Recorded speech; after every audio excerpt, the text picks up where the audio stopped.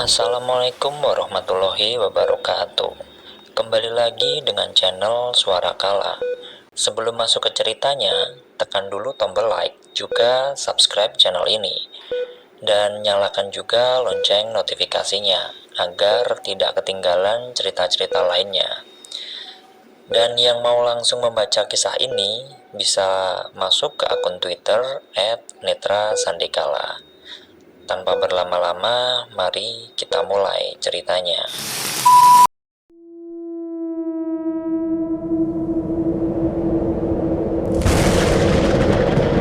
Desa Keranjan 1993. Ramai, tak biasanya lapangan desa begitu penuh.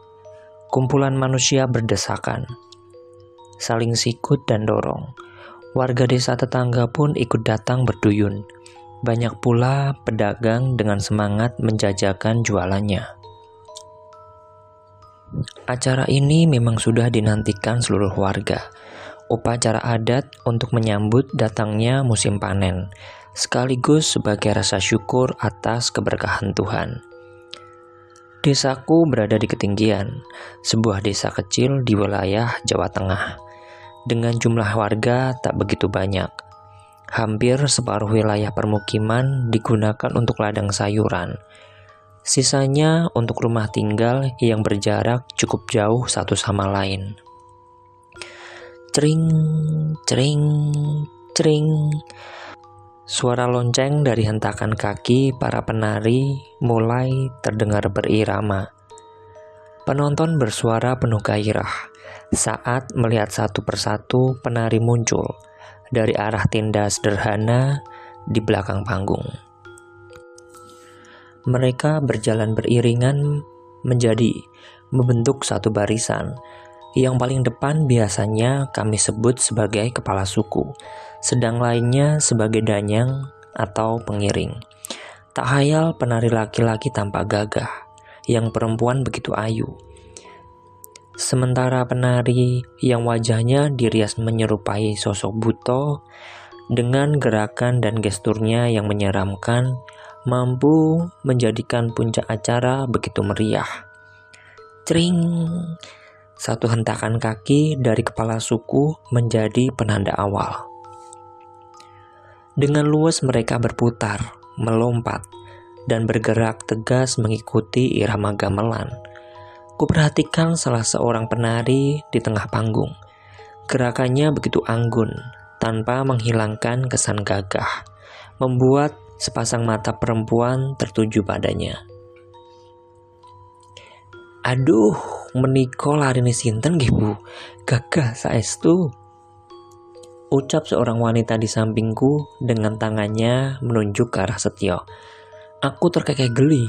Ternyata Setio sudah punya penggemar. Sayangnya bukan wanita muda, melainkan janda paruh-baya. Setio, Setio! Terdengar teriakan di sisi lainnya. Senyumku perlahan lenyap ketika mendengar para wanita muda itu, bahkan yang sudah bersuami pun, meneriakkan nama yang sama. Ngelamun jorok yo, senyum-senyum sendiri, tegur Mas Suroso yang berdiri di sampingku. Dandanannya kali ini begitu eksentrik, menggunakan setelan baju bergaya parlente, belum lagi rambut klimisnya, seperti diolesi minyak jelantah. Aromanya tak usah ditanya lagi, bau ikan asin bercampur keringat. Jorok bahmu, itu lo liatin si Setio. Ucapku tak mengalihkan pandangan. Siapa dulu yang melatihnya, Mas Suroso? Ia menjawab sambil menepuk dadanya yang sengaja dibusungkan. Aku melengguh meremehkan. Bagaimana bisa laki-laki di depanku ini sangat percaya diri, berlagak seolah dia pemegang peran penting acara ini. Melatih apa? Lah, wongku yang sedikit aja sudah encok, timpalku dengan kesal. Oh, jangan main-main cantik. Tak buktikan sekarang kalau Mas Surosomu ini bisa menari seperti mereka. Ucapnya dengan satu tangannya di pinggang dan yang lainnya menunjuk ke arah panggung. Halah, berisik Mas, jawabku jengah. Mulut laki-laki ini memang tidak bisa berhenti mengoceh. Ada saja yang disangkut pautkan dengan kehidupannya. "Bapak nggak ikut ke sini?" tanya Mas Suroso mengedarkan pandangan mencari keberadaan orang tuaku. Bapak itu selalu sibuk dengan pekerjaannya. Mungkin sudah lupa kalau dia punya anak, atau sedang sibuk cari istri baru. Ku jawab sambil mengerucutkan bibir dengan lengan terlipat di dada. Saat ini aku hanya tinggal bertiga di rumah dengan bapak dan adik. Ibuku meninggal saat melahirkan Setio. Bapak, jangan ditanya, ia kerap pergi keluar kota untuk bekerja.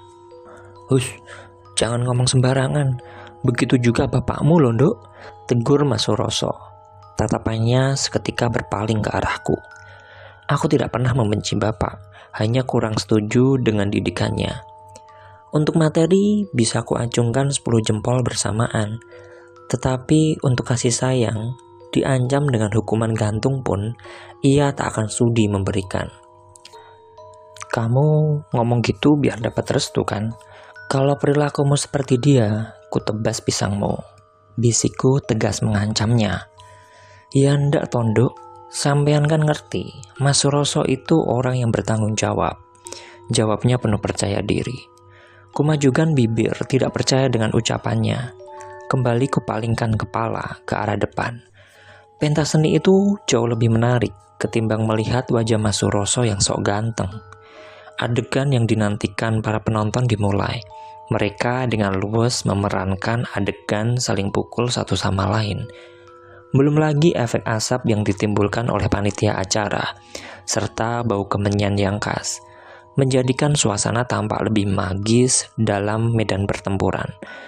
Cetar, suara lecutan menggema keras. Kami serempak menahan napas. Dari arah belakang panggung, seorang laki-laki parubaya dengan baju serba hitam datang melecutkan cemeti berulang kali. Cetar. Kali ini suara lecutan dibarengi dengan lemparan bunga mawar, membuat satu di antara para penari mulai bergerak tak terkendali. Penari itu seperti kehilangan akal. Ia berlari ke ujung panggung, mengambil ayam cemani hitam yang sudah mati, dan langsung memakannya dengan beringas. "Wah, Edian!" Sontak banyak warga yang bertepuk tangan, bahkan beberapa mundur merasa jijik. "Bleh!" Terdengar suara Mas Suroso yang mau memuntahkan isi perutnya. "Ih, lemah," komentarku jijik. "Gila nih, pitik mentah diuntal loh." "Ih, menjijikkan, ayam mentah dimakan," kata Mas Suroso sambil menutup mulutnya. Mas, itu ngapain?" kataku sambil memegangi lengan Mas Suroso erat, menghiraukan siksaan yang sedang dideritanya. Kulihat beberapa pawang berbaju hitam berjalan mengelilingi Setio. Kemudian salah satu dari mereka keluar dari barisan, lalu duduk bersila di depannya. Tak bisa kulihat apa yang sedang dia lakukan. Yang ku tahu, ada asap tipis menguar dengan bau kemenyan yang khas. "Ndak apa-apa, Nduk. Itu cuma hiburan, biar penonton makin riuh," jawab Mas Suroso yang sudah bangkit sambil mengelap mulutnya yang basah dengan air liur. Cetar, suara lecutan kembali menggelegar saat kelima pawang menghentakkan cemeti mereka berbarengan. Perhatianku tertuju kepada Setio yang bergerak aneh. Bocah itu menelengkan kepala ke kanan dan kiri, dengan ujung bibir tertarik ke samping. Hebohnya lagi, para penari lainnya seperti merangkak menuju ke arahnya, seolah Setio menjadi magnet bagi mereka semua. Keriuhan pun semakin menjadi. Para penonton berdesakan ingin melihat apa yang sebenarnya terjadi di tengah panggung. "Kesurupan, Duk," ujar Mas Suroso saat aku memalingkan muka ke arahnya dengan ekspresi tanya. Ku tengok kembali ke arah panggung. Kini keempat pawang sedang membentangkan kain putih untuk menutupi Setio. Aku khawatir dengan keadaan adikku. Tampak sekali bocah itu menggeliat seperti orang kesakitan. Suara gamelan makin terdengar keras dengan tempo alunan musik yang bertambah cepat, membuat para penari bergerak semakin brutal. Ada yang melompat, memakan gelas kaca, ada pula yang mengupas buah kelapa dengan giginya. Hingga beberapa waktu kemudian, Setio menarik kain putih yang menyelubunginya. Ia berdiri dengan gagah, kepalanya meneleng, kedua tangannya berada di pinggul. Ia berjalan dengan wibawa, bak seorang ningrat. Satu persatu para penari yang kehilangan kesadaran, ia pulihkan hanya dengan menyentuh kening mereka. Dar! Kali ini bukan suara cemeti yang terdengar, melainkan gelegar guntur yang datang bersamaan dengan rintik hujan. Berbondong para penonton menyingkir, menghindari gerimis yang mulai turun dengan deras. "Duh, ayo!" kata Mas Suroso sambil mencoba menarik tanganku. Namun ku tolak. Tatapanku tak lepas dari sosok Setio, yang masih hilir mudik menyembuhkan penari lainnya. "Mas, itu beneran?" tanyaku mengabaikan rintik hujan. "Nggak apa-apa, memanggil demit biar tambah ramai," ucapnya sambil melepas jaket dan mengurudungkan di atas kepala kami. "Ya sudah, yuk pulang," pintaku. Sepanjang jalan becek menuju rumah, aku terus memikirkan pentas tadi. Saat melihat Setio menari di atas panggung, ada rasa bangga yang muncul. Bocah yang selama ini kuasuh bisa memiliki karisma yang begitu mempesona. "Orang mampir disi, Mas?" "Tidak mampir dulu, Mas," tanyaku saat Mas Suroso langsung berpamitan. "Tidak, Widudi sayang, Mas harus kembali ke sana. Panitia acara, imbuhnya sok penting." "Ya sudah, hati-hati," ucapku. Setelah punggung Mas Suroso berjalan menjauh, segera aku tutup pintu. Namun baru saja kakiku terangkat satu pijakan, pintu kembali diketuk. "Halah Lambini, cari panitia acara." "Halah mulutnya, katanya panitia acara." Ejikku mengira Mas Suroso mengurungkan niatannya. Awalnya ku biarkan, namun lama-kelamaan suara gedoran semakin kencang. Merasa curiga, tak langsung kubuka pintu. Aku bergeser menyamping, mengintip dari celah korden guna melihat siapakah gerangan. Namun sialnya, pandanganku tertutup oleh almari yang tempo hari diletakkan bapakku di luar rumah. "Ish," gumamku. Suara gedoran semakin menjadi, bahkan mengalahkan suara hujan yang semakin deras. "Siapa?" kataku memastikan. Tidak ada sautan, justru yang ada pintu kembali digedor dengan tenaga ekstra, membuat daun pintu bergetar dari engselnya. Aku berpikir, tidak mungkin itu maling. Kalaupun setan, juga tidak mungkin. Toh hari masih siang. Terpaksa aku kembali melangkah ke depan. Perlahan ku tarik handle-nya. Saat sudah sedikit terbuka, tampak bayangan orang berdiri di sisi yang tak terlihat. Takut-takut aku menggerakkan kepala ke samping. Seketika aku menghela nafas saat melihat orang itu. Setio berdiri di sana dengan wajah hampa tanpa ekspresi. Satu tangannya masih terangkat dengan posisi mengepal. Dengan perasaan dongkol, hampir saja aku memakinya. Umpatan dari bibirku sudah hampir keluar. Namun kuurungkan. Ada sesuatu yang berbeda dari sosok Setio kali ini.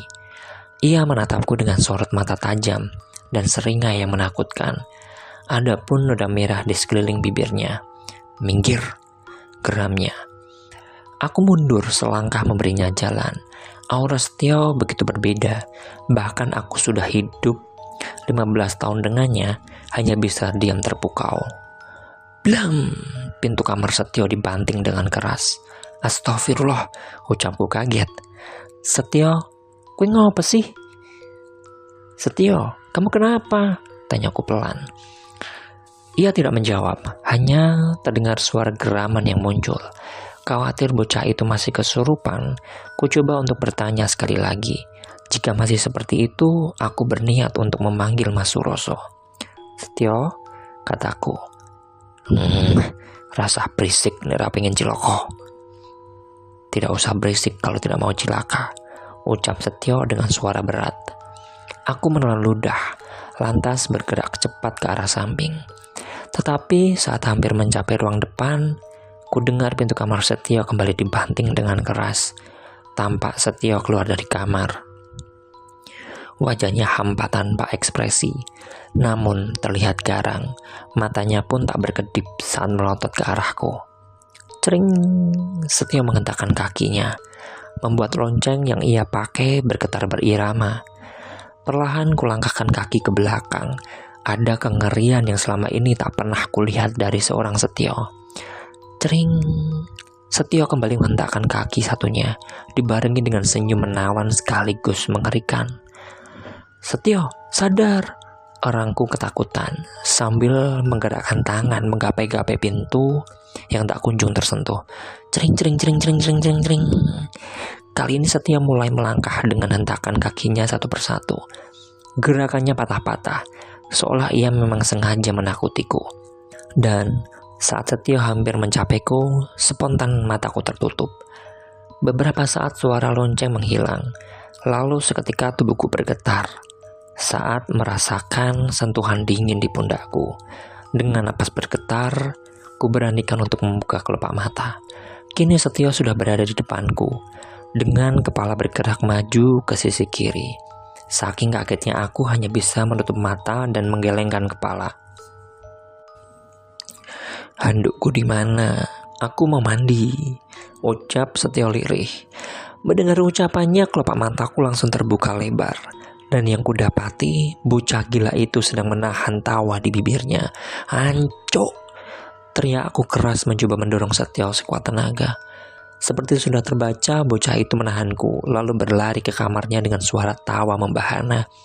Mati kamu ketemu aku, Setio anjing! Jeritku penuh amarah. Sementara itu, Mbak Wid, mohon maaf Mbak Widuri, Mbakku yang paling cantik, jangan ngambek dong, bujuk Setio. Kukunci rapat bibirku, sengaja tidak menanggapinya. Bocah sableng ini memang sesekali harus diberi pelajaran. Sudah berapa kali dia membuatku jantungan. Belum lagi tingkah polanya yang lain. Sudah berbagai cara aku coba untuk menegurnya. Dari yang lembut sampai berteriak seperti orang gila. Tetapi percuma, Setio hanya takut dengan sosok bapak. Omonganku hanya dianggap sebagai kentut nyaring yang tak perlu dipedulikan. Wes, sana tidur, besok sekolah, perintahku. Setio kembali memohon maaf. Tetapi setelah beberapa kali mencoba, ia menyerah. Dengan langkah lesu, ia berjalan ke arah kamarnya. Selepas kepergian Setio, aku bereskan sisa makan malam. Beberapa saat kemudian, sayup telingaku mendengar suara geraman. Meskipun lirih, masih bisa kutangkap dengan jelas. Suara itu berasal dari kamar Setio. Kuletakkan piring dan gelas, lantas kulangkahkan kaki ke sumber suara. Saat sampai di depan pintu kamarnya, kutempelkan daun telinga ke permukaan pintu kayu. Awalnya suara geraman terus terdengar. Kemudian lambat laun berubah menjadi isak tangis sesenggukan. Ibu, suara Setio dari dalam kamar. Seperti merengek memanggil ibu yang tak pernah ia temui. Keluhku, menghembuskan nafas panjang. Kubayangkan bocah itu sedang meringkuk di ujung ruangan menyesali perbuatannya. Apa aku sudah keterlaluan? Tapi bukannya Setio dulu yang memulai. Tak tega, segera ku tarik handle pintu kamarnya. Saat pintu terbuka, seketika aku langsung menyesal. Yang kudapati tidak seperti dalam bayanganku. Dengan santainya, kulihat Setio sudah terlentang di atas kasur, dengan hanya memakai celana kolor miliknya. Bocah, ucapku risih. Buru-buru kututup pintu kamarnya dengan kekuatan super. Sementara itu, Setio, tangi, Angilman, ya Allah. Setio, bangun, sulit banget sih, ya Allah, keluhku sebal. Sudah 3 kali aku membangunkannya. Yang pertama dan kedua masih manusiawi. Untuk yang ketiga, kesabaranku sudah habis. Kusingsingkan lengan baju, lalu kuangkat satu dan meletakkan di lengan Setio. Setelah itu kusodok berulang kali dengan keras. Bukannya bangkit, ia malah mengerang menghindari kakiku dan kembali meringkuk seperti udang yang sudah dikuliti. Sudahlah, terserah. Mau sholat subuh ya situ, enggak ya sudah. Kataku jengkel menurunkan kaki lalu berjalan keluar kamar. Di dapur dengan hati dongkol, ku aduk nasi di atas tungku dengan kekuatan ekstra. Ingin sekali rasanya mengumpat. dan menjejalkan sepanci nasi ini ke mulut Setio. Hampir tiap pagi aku selalu menemui rutinitas seperti ini. Duk duk duk duk duk duk duk duk. Terdengar suara langkah kaki dari arah kamar Setio. Aku sebatas melirik, namun setelah ini bayi bongsor itu akan merengek. "Mbak," rengek Setio. Belum selesai ia berbicara, segera kupotong ucapannya. Kali ini aku tidak akan berbaik hati dengan memasang muka memelas. "Mbak, kok nggak bangunin toh? Telah subuh ini aku," ejekku menirukan suara Setio dan gesturnya. "Ih, stres," geram Setio. Bergegas keluar rumah untuk pergi ke kamar mandi. Memang kamar mandi rumahku tidak menyatu dengan bangunan utama. Tepatnya berada di belakang bangunan, dekat dengan sumur. "Loh, mandi? Ngapain keramas? Nanti juga kotor lagi?" tanyaku saat mendapati Setio masuk ke dapur dengan handuk dililitkan ke pinggang. "Gerah, Mbak," ucapnya berlalu pergi. "Orang gila, dinginnya seperti ini, gerah dari mana coba?" protesku. Pernah sekali aku mencoba mandi pagi, dan itu untuk pertama dan terakhir kalinya. Bayangkan saja, saat guyuran pertama, kulitku seperti disayat dengan silet. Belum lagi rasa ngilu yang muncul di tulang belulang. "Dor, Allahu Akbar," jeritku. "Masih pagi mikirin apa sih, Mbak? Kasihan bener hidupmu. Lagi banyak utang ya? Atau diputusin Mas Jambrong?" kata Setio. "Jambrong?" tanyaku bingung. "Iya, pacarmu kan punya jambrong di pipinya," kata Setio sambil mengusap pipinya. "Oh alah, katanya orang berpendidikan, masa tidak tahu kalau itu namanya jamban?" "Jamban," ucapku polos, percaya diri mengoreksinya. Setio terbahak keras, tangannya memegangi perut dan mengusap air mata. "Ngopo guyu?" tanyaku. "Orang berpendidikan bisa dong membedakan jamban sama jambang," lanjutnya sambil mengelus bokong. Sontak tawaku meledak, lupa jika aku sedang dalam mode ketus. Bagaimana bisa aku salah mengucapkan jambang menjadi jamban? Sungguh memalukan. "Sudah sana sarapan, terus berangkat," kataku. Setio terkekeh. Ia mengambil nasi banyak-banyak, menyomot tempe goreng dan sayur di atas meja. "Bapak belum pulang ya?" tanya Setio. "Sudah, tapi pergi lagi. Itu uang keperluanmu untuk acara kemah di sekolah. Jangan nakal, jangan macem-macem, jaga sikap," ancamku.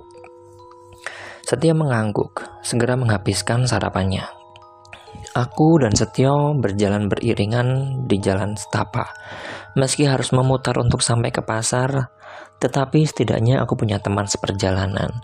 Desa tempat tinggalku masih tergolong sepi, hanya di waktu-waktu tertentu saja menjadi ramai. Seperti acara kemarin, beberapa waktu lalu saja ada kejadian perampokan yang dialami warga saat hendak pergi ke pasar.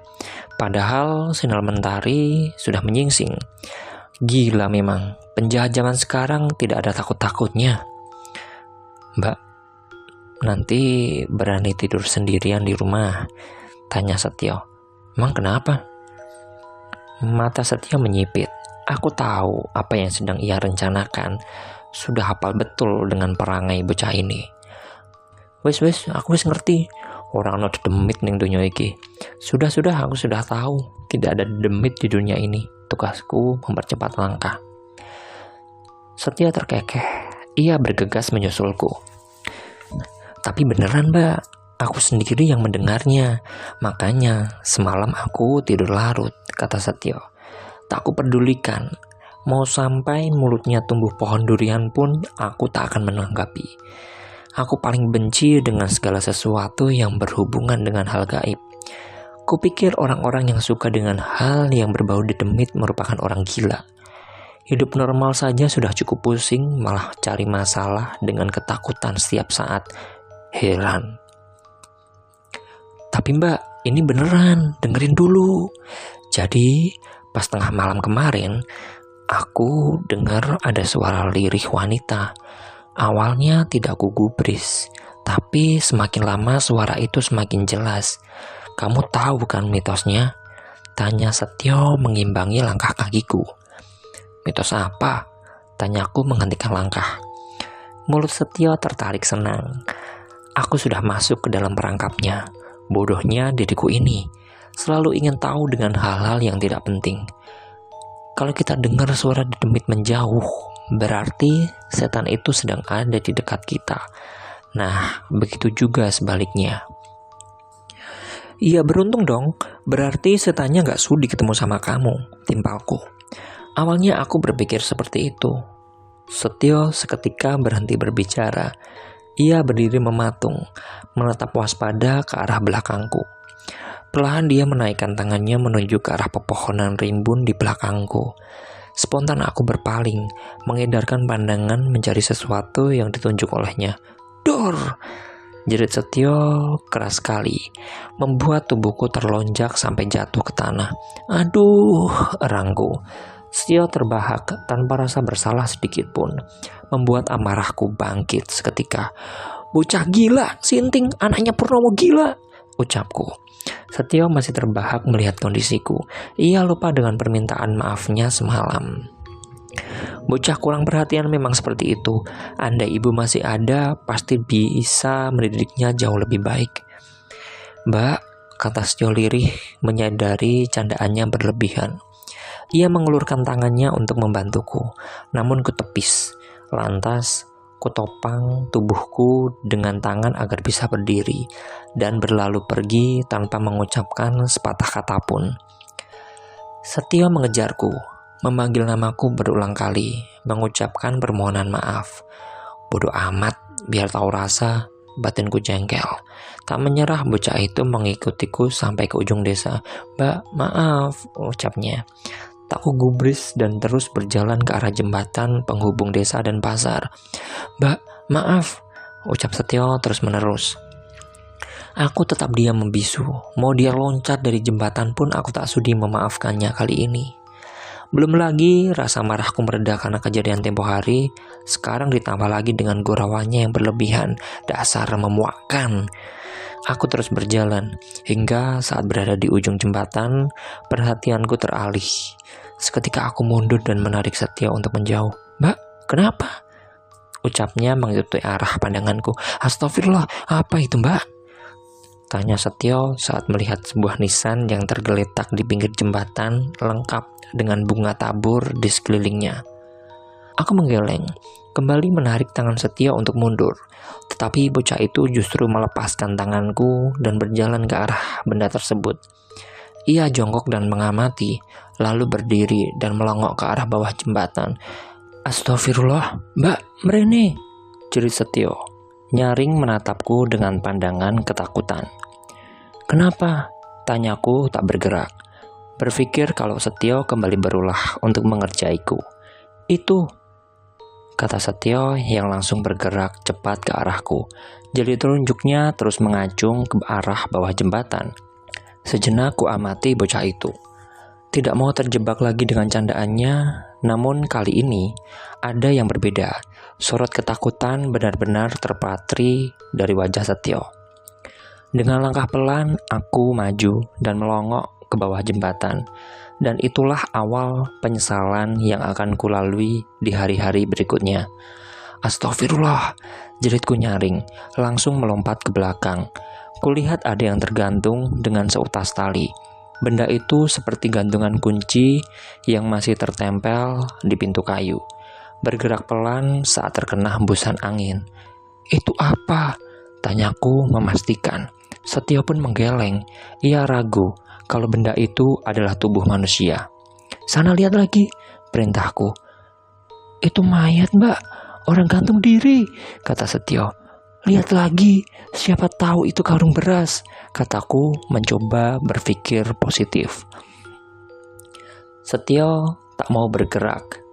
Ia terus menggeleng, namun kupaksa dengan mendorong punggungnya. Sekali lagi kami melongok ke bawah jembatan. Benar, itu adalah tubuh manusia. Kami tanpa sadar diam dan terus memperhatikan, hingga saat tubuh itu berputar ke arah kami, barulah rupa mayat itu tampak jelas. Kami menjerit keras sekali, bersamaan dengan Setio yang langsung menarikku setengah berlari menuju ke arah desa. Tolong, tolong, teriak Setio meminta bantuan. Beruntung teriakan Setio terdengar oleh seseorang yang sedang meladang. "Kenapa nang?" ucap Pak Supri. Setio tidak menjawab. Tangannya terus menunjuk-nunjuk ke arah jembatan. Aku pun sama saja. Kakiku sudah gemetaran tak terkendali. Raut wajah mayit itu masih terbayang jelas di kepalaku. Matanya yang melotot, lidahnya yang menjulur mengeluarkan darah. "Istighfar, kenapa? Ngomong alon-alon," ucap Pak Supri.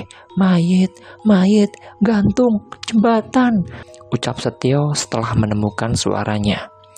"Mayit apa? Gantung apa toh?" kata Pak Supri bingung.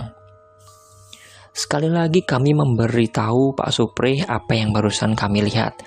Ia tampak ragu, dengan wajah ketakutan, meminta kami untuk kembali ke desa dan mengabarkan kepada Pak Kades. Setelah sampai ke rumah Pak Kades, kami segera memberitahu apa yang terjadi. Dan belum sempat kami menyelesaikan bercerita, terdengar suara teriakan Pak Supri. "Mayit, ono sing gantung, mayit," teriaknya. Kehebohan terjadi. Semua orang keluar rumah dengan wajah panik dan penasaran.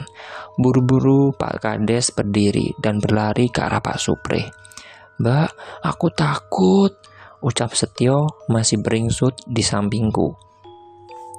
"Lah, mbok kira aku siluman ular yang berani naik naga," ucapku jengkel.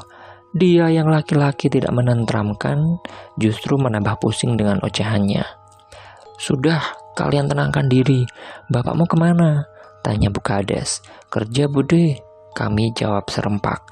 "Ya sudah, sekarang kalian pulang dulu yo. Setio, jaga mbakmu. Jangan bikin masalah. Kasihan, masih lemas," ucap Bu Kades cepat. Setio mengangguk. Lantas kami berdua segera pamit pulang ke rumah. Jalanan desa begitu sepi. Tidak ada seorang pun yang kami temui. Bahkan anak-anak yang biasanya bermain di pekarangan tak terlihat seorang pun. Mungkin mereka diminta untuk berdiam diri di dalam rumah.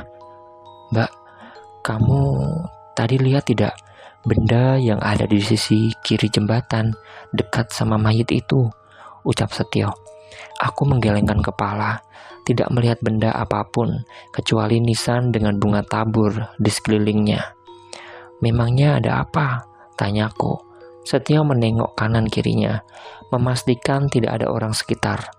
Walau dia tahu jalan setapak menuju rumah kami begitu sepi. "Tadi kulihat ada sekitar 6 batu nisan dan seekor kucing hitam yang sudah membusuk," ucap Setio bergidik ngeri. "Beneran? Aduh," ujarku kaget sampai tak memperhatikan ada batu besar di jalanan. Setio menganggukkan kepala kuat-kuat. "Demi Allah mbak, beneran. Berani dapat janda anak satu, swear," ucap Setio.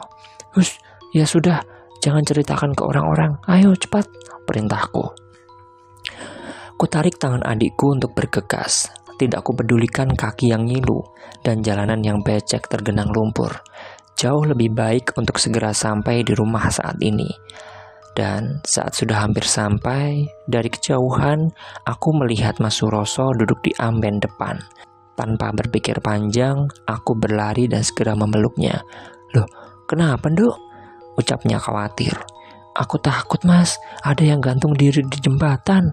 "Gantung? Siapa?" tanya Mas Suroso, langsung melepaskan pelukanku. "Aku tidak tahu," ucapku mulai terisak. Mas Suroso mendekapku kembali. Ia mengelus punggungku lembut, memberikan kalimat penenang, meyakinkan kalau semua akan baik-baik saja. Bukan muhrim, teng teng teng teng teng teng teng teng teng," kata Setio keras melewati kami berdua. Aku lupa dengan keberadaannya, membuatku tersadar dan segera melepaskan pelukan Mas Suroso. "Ngapain sih peluk-peluk? Cari kesempatan ya," ucapku sewot, mendorong tubuhnya dan langsung masuk ke dalam rumah, meninggalkan Mas Suroso dengan mulut melongo. Sementara itu, hari kian malam. Mas Suroso dari siang berada di rumah. Ia hanya pergi sebentar untuk melihat kondisi desa. "Mas tidur sini ya, biar ada yang jagain," ucap Mas Suroso. Alasannya memang menemani kami, tapi aku tahu akal bulusnya. Aku yakin ia sedang mencari kesempatan untuk bisa berdua denganku. Enggak, lebih serem Mas Suroso daripada Dedemit, sanggahku. Mendingan aku jaga kalian berdua. Nanti kita tidur bertiga di ruang tengah. Bener kan, Dek? Paksa Mas Suroso sambil meminta persetujuan Setio. Sepakat Mas, aku setuju. Aku masih kebayang sama wajah orang itu. Aneh kan, masa iya orang gila bisa gantung diri? Ujar Setio. Benar juga kata Setio. Aku sering melihat orang gila itu di pasar. Tidak mungkin dia bunuh diri. Membedakan celana dan kaos saja tidak bisa. Apalagi niatan untuk bunuh diri. Atau memang ada yang sengaja membunuhnya. Aku bergidik ngeri, membayangkan betapa mengerikannya mayat itu. Dan sialnya, rumah ini berada di ujung desa, membuat keadaan semakin terasa mencekam. Kadang di siang hari saja, aku sering mendengar suara aneh yang ditimbulkan oleh batang bambu yang saling bergesekan, apalagi di malam hari. Ih, tanpa sadar tubuhku bergidik. Membayangkan jika orang itu tergantung di dapur rumahku. Iya, aku juga mikirnya gitu. Tidak mungkin orang gila bisa gantung diri. Terlebih ada nisan yang sengaja ditaruh di sana kan? Jelas Mas Roso. Aku menarik napas, jengah dengan pembicaraan mereka. Sekarang sudah pukul 9 malam. Hujan di luar pun belum berhenti. Kenapa pula mereka membicarakan sesuatu yang menyebalkan seperti itu? Ilmu hitam, tanya Setio, memajukan tubuhnya mendekat ke arah Mas Suroso. Ya mungkin, kan aneh kalau ada nisan di tempat orang bunuh diri. Tujuannya buat apa coba? Korban pun orang gila, merampok. Jelas tidak punya barang berharga toh. Jelas Mas Roso sok pintar. Aku mendengus keras. Tetapi ada benarnya juga. Untuk apa orang gila menyiapkan 7 nisan di sana sebelum dia meninggal? Kalaupun perampokan, kenapa harus orang gila? Sudah malam, kita tidur ya. Duk, kalau kamu gak nyaman, tidur di kamar aja. Biar aku dan Setio tidur di sini, ucap Mas Suroso. Aku menyerah, tidak mau mendebat lagi. Percuma saja melawan dua manusia ini. Tanpa berkata, ku angkat pantat dan berjalan ke arah kamar. Beberapa jam berlalu sejak masuk kamar. Mataku masih terpejam. Tiap kali ku tutup kelambu, selalu bayang-bayang mayat itu muncul kembali. Ditambah suara dengkur Mas Suroso dari arah ruang tengah. Asem, keluhku. Tiba-tiba ku rasakan ada hasrat ingin buang air kecil. Enggan sekali beranjak dari tempat tidur. Atau lebih tepatnya aku takut untuk keluar rumah. Ku coba untuk menahan, tetapi seiring berjalannya waktu, bawah perutku terasa semakin nyeri. Terpaksa aku putuskan untuk membangunkan Setio, berharap dia mau menemaniku ke kamar mandi. Setio, bangun, ucapku menggoyangkan badannya. Mas Roso, bangun. Ternyata dua orang ini setipe. Menjaga apanya? Benar-benar seperti kebo, sedang tidur siang, sulit sekali dibangunkan. Perutku semakin sakit, takut terkena penyakit kandung kemih. Nekat aku berjalan ke belakang rumah. Krek. Perlahan ku buka pintu kayu. Saat melihat sekitaran, aku meneguk saliva. Sejauh mata memandang, hanya terlihat kegelapan malam, ditambah suara air sungai yang tak jauh dari tempatku berdiri. Aku segera berlari kecil, kubuka pintu jamban dan langsung jongkok. Tanpa dikomando, aku langsung mengeluarkan cairan berlebih di tubuhku. Setelah selesai, aku bersiap mengambil ancang-ancang. Sengaja pintu rumah tak kututup, agar tidak repot nantinya. Aku hanya perlu menggeser pintu, berlari sekuat mungkin tanpa memalingkan kepala, kembali menutup pintu rumah dan kembali ke kamar. Ya, hanya itu yang harus kulakukan. Tanganku sudah bersiap di daun pintu yang terbuat dari anyaman bambu. Saat hendak menggeser ke samping, sayup aku mendengar suara beberapa orang. Ada sedikit kelegaan di batinku. Pasti itu warga kampung yang sedang melakukan ronda malam. Dengan penuh percaya diri, ku tengok arah sumber suara, mencari keberadaan mereka, tetapi tak terlihat seorang pun. Merasa janggal, aku sudah siap berlari. Namun belum sempat aku melangkah, suara kerumunan itu kembali terdengar. Moleho, kromoleo, moleho. Kembali kupalingkan kepala ke samping, memasang daun telinga tajam-tajam. Moleho, kromoleo, moleho. Tepat di ujung sana, di jalan setapak di antara pepohonan, kulihat gerombolan orang sedang memanggul benda yang tak asing. Jantungku terasa merosot di dasar perut. Bodohnya aku, bukannya berlari ke arah rumah, malah beringsut masuk kembali ke kamar mandi. Astagfirullah, astagfirullah, ucapku lirih. Suara-suara itu semakin terdengar jelas. Kuintip dari lubang bilik kamar mandi untuk memastikan, namun seketika aku palingkan pandangan, menutup mata erat-erat, tidak percaya dengan apa yang kulihat. Saking gemetarnya tubuhku, sampai berdiri pun rasanya berat sekali. Ku dekap mulut agar tidak mengeluarkan suara. Aku menangis dalam diam, ingin segera masuk ke dalam rumah. Siapakah gerangan orang-orang itu? Kenapa larut malam begini menggotong keranda? Apa itu prosesi penguburan jenazah di jembatan tadi? Kromolio, mulio, kromolio. Suara itu semakin terdengar jelas. Tak tahan, sekali lagi aku mencoba untuk mengintip. Namun yang kudapati bukanlah gerombongan pengiring jenazah biasa. Segerombolan itu terdiri dari beberapa orang. 4 orang memanggul keranda, 2 orang berjalan di depan membawa payung hijau, serta 2 orang di barisan belakang. Suara itu semakin mendekat, bahkan rasanya mereka sedang berdiri tepat di depan kamar mandi. Setelah suara rombongan itu menjauh, dengan kaki gemetaran aku hendak bangkit. Namun seketika teringat mitos yang dikatakan oleh Setio. Aku kembali jongkok di ujung bilik, merengkuh tubuh gemetar hebat. Hingga saat suara itu benar-benar menghilang, aku bergegas berlari masuk ke dalam rumah. "Dari mana kamu, Nduk?" tanya Mas Roso yang sudah berdiri di ambang pintu dapur. Ku gelengkan kepala. Apa yang barusan kulihat benar-benar di luar nalar.